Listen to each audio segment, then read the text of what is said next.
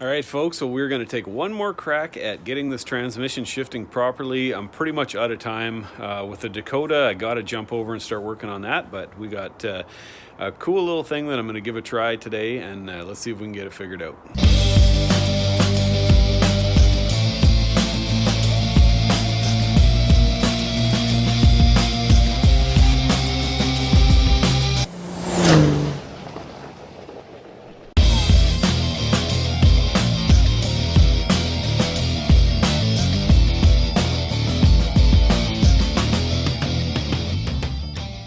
Okay, well, one thing that really caught me off guard, somebody by the name of David Bosch commented this morning on that last video that where is your ground strap for the PCM?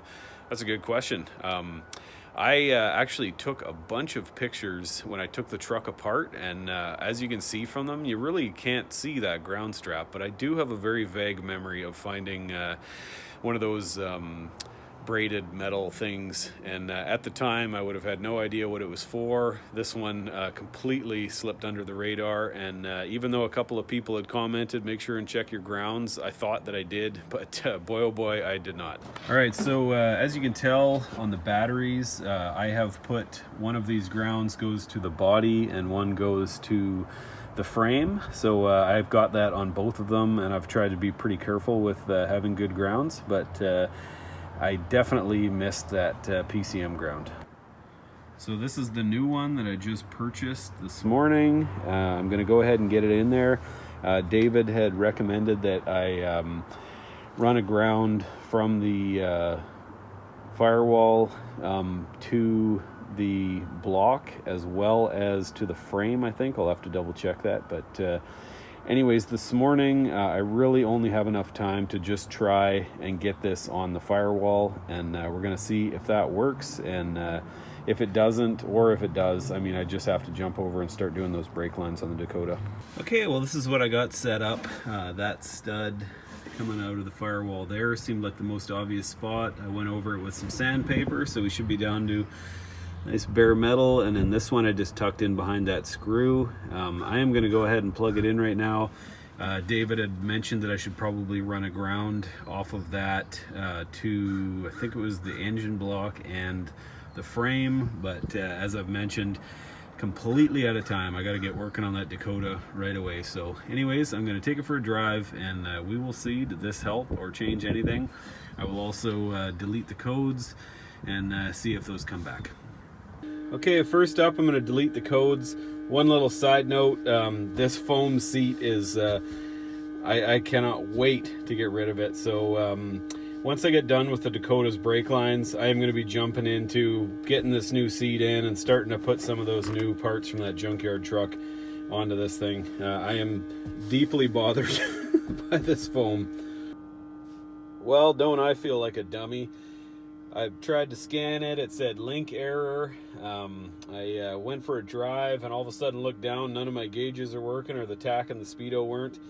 I didn't even have the PCM plugged back in. Okay, so right now it's saying that we got one trouble code, which guaranteed is 1492. I haven't even looked into that one yet. It is. So I didn't even delete them. It's not even showing up as other trouble codes. So now is the moment of truth. Will this thing shift properly if I put it in drive? Okay, here we go. Definitely not.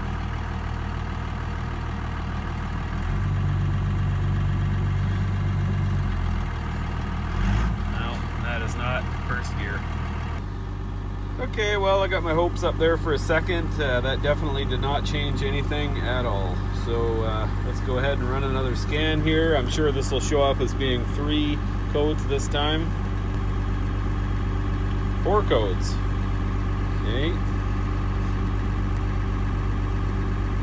0713, 1492, 0720, 1763. Okay, well, it is an absolutely beautiful day in Kelowna today. Unfortunately, that ground strap didn't change anything. I was really hoping that would have been nice if it was something that simple. It's okay. The truck is running so good. Definitely with the TV cable adjusted now, you know, the shifting, everything other than to first gear is happening a lot better. So that's nice. And I got to jump over and start working on the Dakota and try and get that those brake lines sorted out, and then we'll be back on this thing, getting this new interior in, and continuing with the diagnosing of the transmission, trying to get that. I think we're going to be going to line pressure next. So anyways, big thanks to Martin, David, everybody else who's commenting and trying to help out. I hope you guys have a good day.